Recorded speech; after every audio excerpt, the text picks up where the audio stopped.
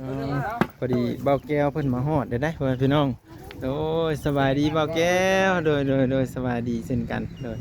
เพิ่นก็ทางเบาบี้โดยสบายดีเช่นกันโดยพี่ ครบหน้าครบตาเลยมื้อนี้ ครบหน้าครบตาพี่เบานง เด้อ มาตาแดดนำกันเนาะมื้อนี้เนาะ ตากแดดน้ำกัน พอดีอ้ายเพิ่นมากับตาแดดนำกันเลยพี่น้อง ก่อนเซฮู้เด้อก่อนเซฮู้ แบบได้บ่ ตักก่อน เบานงเพิ่นเฮ็ดละเอ้เด้อเจ้าน่ะนักอยู่บ่บ่เราเด้อคันนักเด้อ ก็นักแบบ ฮะ ก็นัก แม่นบ่ ลองแบกเบิ่ง ลองแม่มึง แบบมือเดียวอีกพุ่นน่ะป้าติโทคือพิลึกพิโลแท้พุ่นได้อยู่บ่อย่าไปเย็บ ดีบ่ อย่าไปเย็บตะปูเด้อเกิบมีถือเย็บตะปูเด้อเจ็บเด้อ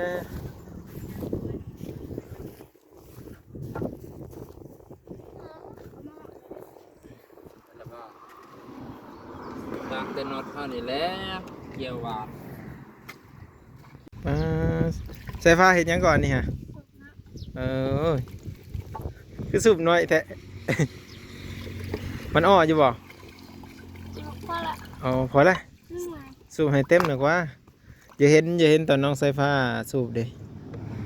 ม่ไหวเด้เมื่อยเลยเมื่อยกระยาซะเอาก็เอา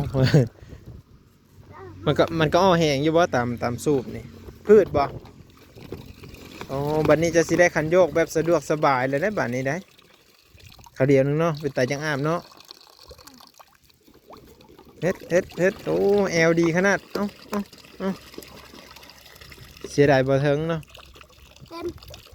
เต็มแล้วเอาไปใช้บัดนี้ ห้องน้ โอ้สูบน้ำของห้องน้ำทุกคนอ่ะจัดไปซะบ่าวสายฟ้าเพิ่นสูบน้ำของห้องน้ำ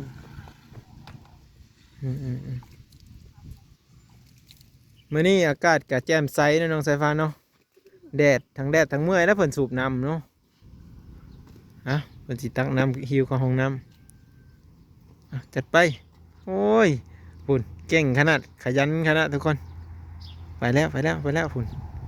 ต้องงอยไปแล้ว บ่าวสายฟ้าเพิ่น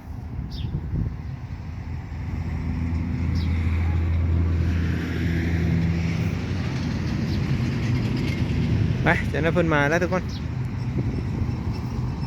น้องสายฟ้าเพิ่นก็เอามักโมยได้มาให้กินนะเพราะว่าอย่างท่าบ่าวนั่นมาเอ้ามันล้มแล้วว่าสายฟ้าหยุดใช่ปะ เนาะพอดีเกี่ยวมันบ่ได้นะทุกคนเพิ่นก็เลยให้บ่าวเพิ่นซื้อมาแต่เซโนพุ่นแหละแต่บ่จื้อซื้อเพิ่นเนาะว่าหยังก็เบาแก้วบ่เดี๋ยวมาถามน้องสายฟ้านำกันน้องสายฟ้าบ่าวหยังก็สิซื้อน็อตมาให้นี่ ำ โอ้เบาแก้วเนาะเบาแก้วสิซื้อน็อตมาให้ไหมเพิ่นว่าทุกคนเพราะว่าตัวเก่ามันใช้บ่ได้แล้วเนาะหวานนี่ลิมะโมจังค่ะนั่งนำได้อยู่บ่อย่านั่งนำเด้นั่งได้บ่เอานั่งผู้เดียวมันก็เต็มเลยได้นี่ ตัวเต็มเลย ฮะ นี่ เอาโอ้ยอยากเห็นมันฮักเด้จากบาดอยู่นะตุ่มลงนี่ ข้างหนังมันคือหาคนเลย อีตนเป เป็นยัง ยันเปขาดข้าวน้ำซ้ำปลากันไม่ได้จะกินเนอกจากก็เด้อ มึงอ่ะ อืม หาต้นเทศมาแล้ว ถ้าตอนเพลนยังสิกิน หาที่ของเจ้า ได้กินพร้อมกันเอาพอดีเลยกินข้าวสามัคคีกันถือแต่ข้าวแล้วหมากอะไม่ได้ซื้อของกองกินมานำซ้ำทุกคน เมื่อตื่นแต่เช้านะจ๊ะ แม่นตื่นแต่เช้ายังนอนเลยนะเนี่ย10 โมงบ่ายโมงนี่ก็สงสัยสิได้มายืมเปนอนก็ได้เด้อสิได้อันนั้นนอนเด้อเปเจ้าฮะให้ยืมอยู่ เลยเอาเสียงจำเลย เออแบตได้ยังไงมาแบตเจ้า นี่ไง เอายังบ่ไล่เลย เบิด เบิดนี่บรรยากาศบ้านน้องสายฟ้าเนาะแต่ว่าบ้านเพิ่นนี่ ติดกับตรงหนาเลยนะนี่มะโมเพิ่นกับหวานเพิ่นเอามาให้สู่กินนี่ กินอยู่บ่เอ้า อิ่มแห้งอะไร ฮะ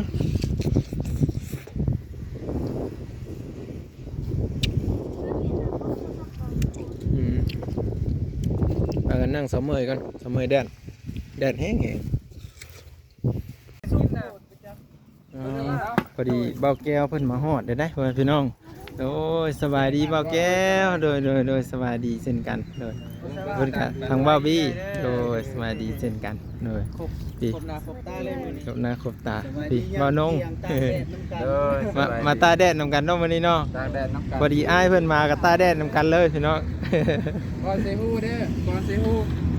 นี่ก่อนเซฮู้นี่มันจังบ่รุดเลย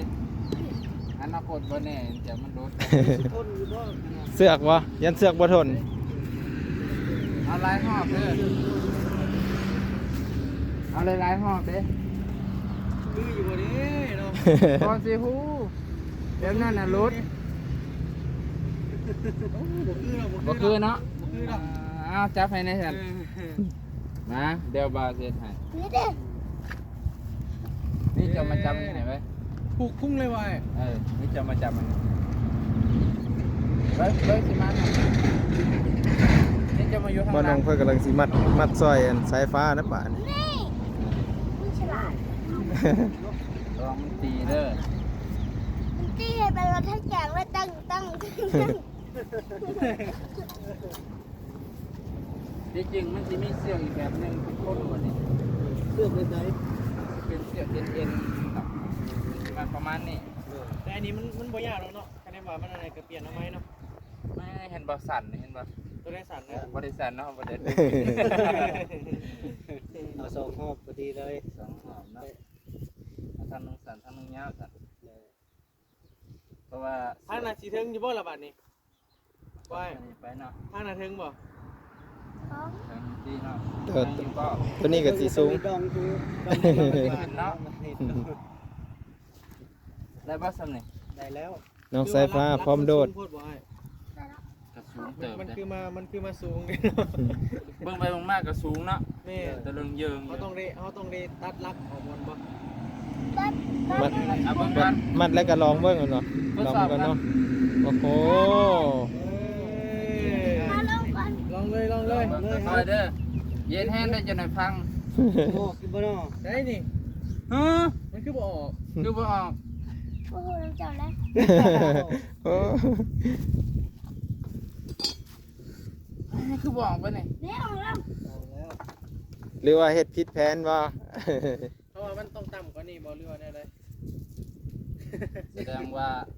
สูงโพด สูงโพดสูงโอ้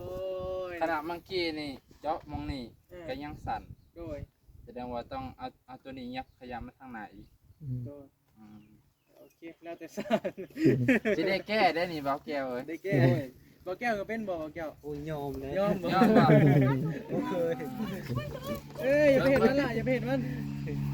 บ่ก็คันแก้ก็คือขยับเสาออกมานี่นิดนึง อย่าไปทำนัดมันไปจัก ข นั ยั ด บให้ น่ะ มันให้ทางหน้ามันยาว นัดยัง ๆ บ่ได้ สิ นั ได้ ด แบบ ออก นี้จังซี่ โดยเอาแก่ในใดก็ได้ แต่ว่าตัวนี้บ่ออก เดี๋ยวเอาใหม่บ่อย โดยจะได้ออกใหม่เด้อบัดนี้ เดี๋ยวเสมอ ได้แก้อีกแล้วบัดนี้ ได้แก้อีกแล้วพี่น้อง แก้งานอีกแล้ว โอ้ยเนาะ จัดไปป่าน สิได้แก้เบิดมือบ่เด้น้องสายฟ้าเอ้ย ก็อ้ายก็เฮ็ดเป็นครั้งแรกว่ะ แม่น อืม เฮาก็เป็น ครั้งแรก เคยแต่เห็นเขาเฮ็ดนะ สุดยอดทีเดียว เอาก็ว่ามันสิเป็นคือเขาแม่นบ่มันนั้นมีเป็นซ้ำเนาะ บ่เป็นครับไม่ใช่ได้ไปเจาะอยู่พุ่นแล้วเจาะใหม่ก่อน มันยังบ่ถึงวิธีการที่ว่าถูกต้องที่สุดเนาะ อืม มันก็อีกน้อยหนึงไปพี่น้อง ขนาดซื้อน็อตก็ยังบ่ถึงจะให้บ่าวแก้วซื้อเนาะ แม่นจังว่ามีคุดประมาณนี้แล้วเนาะ ก็ตอนนั้นพี่แหละ มีที่คุดรักไหมแม่นบ่ โดย โอเค เดี๋ยวเฮาสิเจาะตัวนี้ท่า โดย ดีแต่ว่าเพิ่นขุดคุมกว้างๆไว้ท่าเพราะว่า เอา เรา ไว้ บ่ได้ ไว้อ๋อมันคือเป็นดินแค่นี้